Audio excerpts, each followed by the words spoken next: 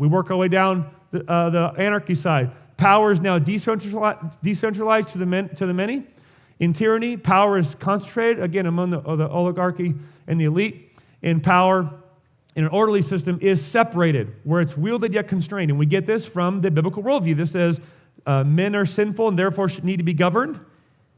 And men are sinful, therefore governments must be constrained. See that? That's not an American idea. That's a biblical idea that the founders were breathing the air of. Some of the greatest preachers that America has produced, in John Wesley and George Whitefield and Jonathan Edwards, they're preaching a biblical worldview, a comprehensive worldview in which politics is inside of. And then the founders are hearing that and absorbing that, and from that, they're creating what I think has been the greatest experiment of liberty and freedom inside an ordered society the world has ever known. There's a reason that everyone's trying to get to America, and that's because America, I believe, not as a second Israel, but as an expression of the image of God and His Word, has come the closest as a nation state to embodying the kingdom of God and its virtues and values. Now, we've left that and we moved away from that, but there's a reason that America has experienced the blessing that she has. Not because we're great, but because God blesses His plan. So, in this model, they were like, you know what?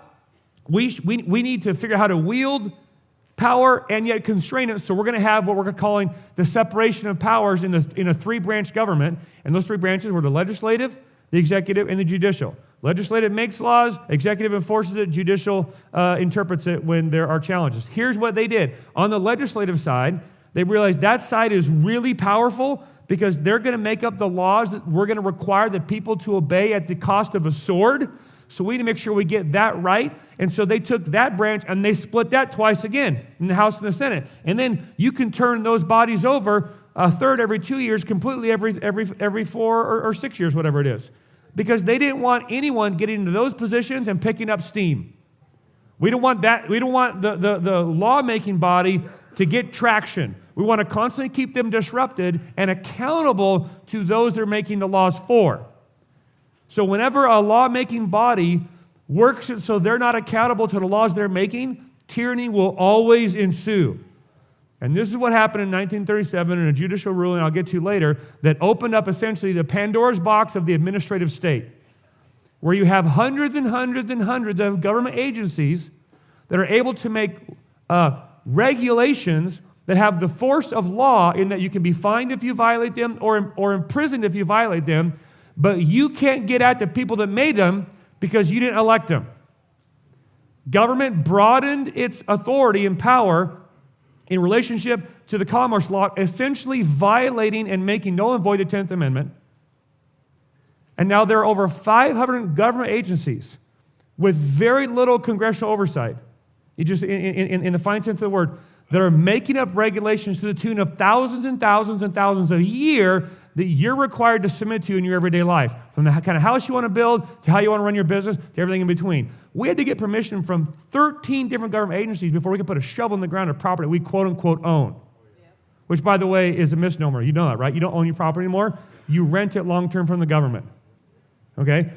Private property was the foundation of the American experiment because the founders knew that if there was not the ability to own private property, there would be no ability to have a stabilized first world country nation.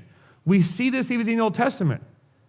When God says, hey, make sure that you leave some scraps on the road for the poor to eat, that's not God legislating a welfare state. That's God telling the private property owners that it's your job to make sure the poor among you are well fed. The biblical worldview assumed private ownership inside the nation of Israel for it to even work to care for its citizens. When Congress was given the ability to create the Department of Ecology and the EPA and L&I and the Department of Health and all of these federal and state agencies that can make regulations that you have to live by, you are getting a little less free. When 1 in 3 people in our state works for the government, we are approaching a tipping point. Where quote-unquote private citizens have a vested interest in the government getting bigger so their paycheck stays the same. You understand, when government gets bigger, in whatever sphere it's in, society will inevitably get worse. That's just history. That's just math, social math. So this is the social systems we've been working with.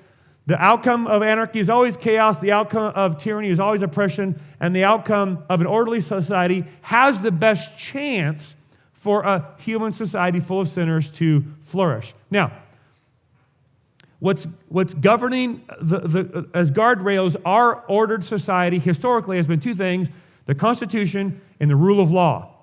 Okay?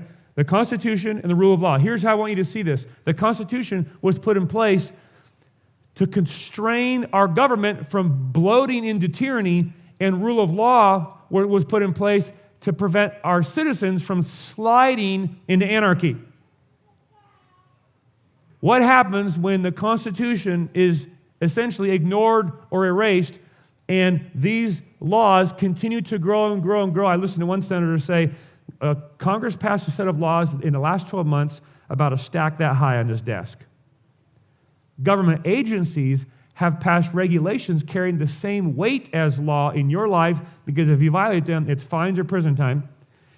Government agencies have passed regulations in this last calendar year alone to the tune of a stack in his office from the floor all the way to the ceiling. And that's happening every year of your life, which means what has happened essentially is the restraint of government because of the obliteration of the 10th Amendment is essentially evaporated and gone. The rule of law is increasing in such an exponential amount in the petty areas of life that we are being pushed into bureaucratic regulatory statism, where your life and the details of your life are increasingly controlled by petty inspectors representing nameless, faceless bureaucratic agencies that control every sphere of your life. And if we wanted to, I could hit pause, and I could curl your hair and boil your blood the rest of the day with stories how I have personally experienced this. And you could probably too. So my point is to wake you up, because you should be more disturbed than you are. Okay?